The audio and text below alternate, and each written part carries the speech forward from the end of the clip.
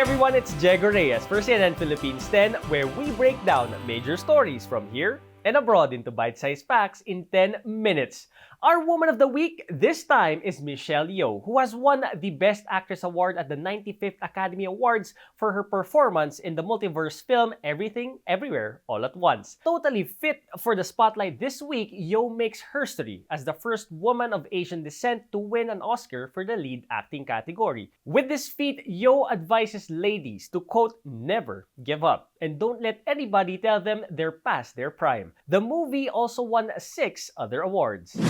After going viral in January for an unboxing video of her dad's gift, a Charles & Keith bag, and profusely thanked him for her, quote, first luxury bag, 17-year-old Zoe Gabriel recently modeled for the fashion label's Women's Day campaign. She's one of the featured women seen holding a special edition of one of its bags in support of UN Women's Storytelling for Gender Equality program. Now, Gabriel is also the brand's community ambassador. I think that something that can make us all an empowered woman, or just an empowered person actually, is to know who we are.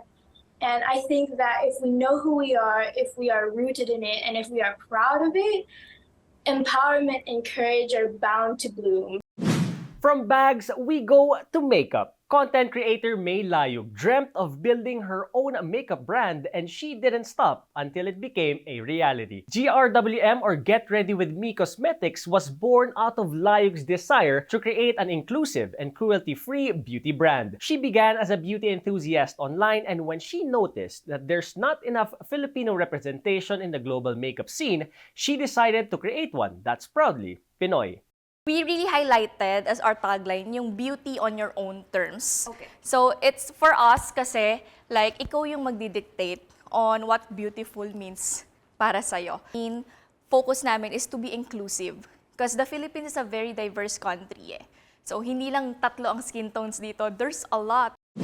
Another content creator, Mama Kerr, creates out-of-this-world characters using her talent in makeup. The California-based Pinoy makeup artist shares this talent was a result of her boredom due to the pandemic. Mama Kerr adds that she's been into drawing ever since she was young, which has become the foundation in creating makeup transformations. Bata pa lang ako, marunong na ako mag-drawing, so I wanna try it in my face.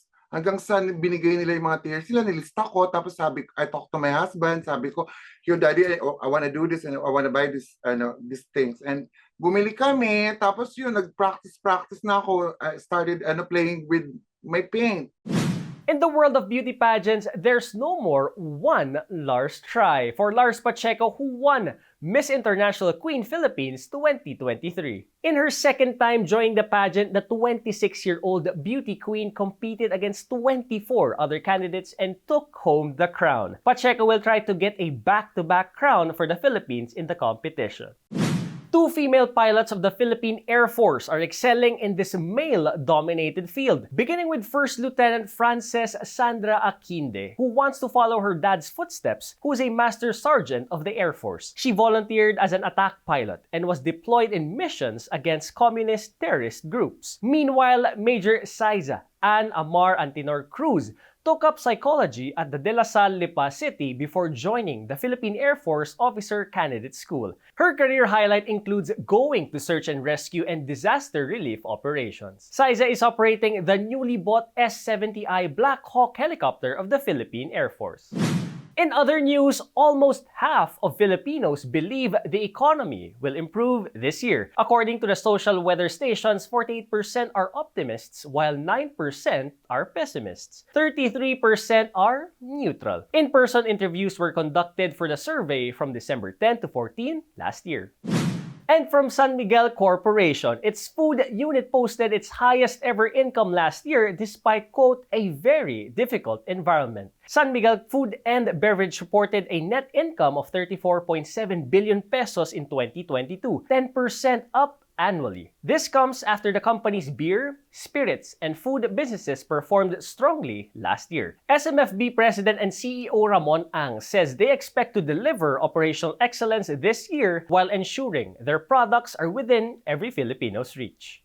Pokemon is not only an anime or video game, it can also be a name to a new scientific discovery. Scientists Fu Maoxiang of Singapore and Christian Locanias of the UPLB Museum of Natural History named a new cockroach species Pheromosa, a character from the famous video game. The full scientific name of the cockroach is Nocticola pheromosa. Are you in for an adventure? Then why not schedule a trip to the Quezon province and enjoy its coconut treats, stylish booty hats, and delicious chami? Welcome to the colorful province of Quezon, one of the best stops outside the metro. We all know naman na coconut is a tree of life at napakadami talagang produkto na pwede natin i-develop dyan. Isa na nga yung ating coconut sugar na nakapagbigay ng hanap buhay sa iba nating komunidad dito sa lalawigan ng Quezon. Madami talaga siyang benepisyo, hindi lang dahil sa napakababa ng glycemic index niya. Nakakatulong talaga ang coconut sugar, especially for diabetic persons. Don't forget to take a piece of Quezon with you by bringing a buri hat or bag on your way home. Ang buri marami dito. Nag-i-innovate lalo ang mga tao dito. Kung makikita mo, ang pagmamahal ng mga sampalukin, kasi tingnan mo, maisip natin, paano sila nakakabuo ng ganito? Nakakatuwa dahil may pagmamalaki ko yung mga product ng sampalok dahil makikita mo sa husay ng mga weaver dito. They say you haven't experienced Quezon if you haven't finished a plate of pancit chami in Lucena City, the capital of the province.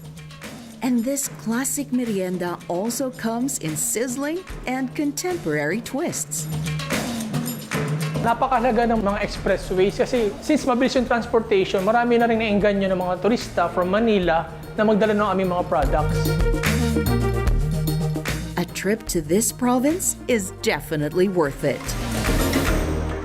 Back to women's stories. Tokyo Olympian Marjeline Didal hopes to inspire a new generation of skateboarders by sharing the lessons she learned from the sport. The 23-year-old skater recently joined young women in Taguig City for a fun-filled afternoon in a skateboarding clinic. Yung ginawa namin is to introduce skateboarding to the youth, especially sa girls, since we're celebrating Women's Month. We teach them how to get comfy sa board, balance, and from there, tinuturuan namin sila paano mag-ride ng board, which is the basic trick. Apart from basic skills, Didal says there are many things to learn from skateboarding, including discipline and respect for others. Senator Pia Cayetano also advocates for the continuity of sports grassroots programs for young women. For now, Didal says she remains focused on getting better from her ankle injury. She is expected to make a full recovery next month as she prepares to defend her gold medal in the upcoming Asian Games this September. A small but terrible Lola from Muntinlupa proved that age is just a number as she enjoyed a dizzying amusement park ride. 84-year-old Lola Sabel was super game to ride the Ferris wheel with her grandchildren. She says it's the first time in her whole life to experience a ride like this. And now for 10-second trivia. Who among these Filipino women wrote the Philippines' first ever English modern short story? Benilda Santos, Edith Tiempo, Gilda Fernando, or Paz Marquez Benitez? Paz Marquez Benitez is the writer behind the country's first ever English modern short story. The piece, entitled Dead Stars, was written in 1925. Google also recently paid tribute to Benitez for making an impact to literature and women writers. And that's it for CNN Philippines 10. I'm Diego Reyes, giving you news you can use. News you can trust in 10 minutes. Thanks for joining me today, and see you again next time.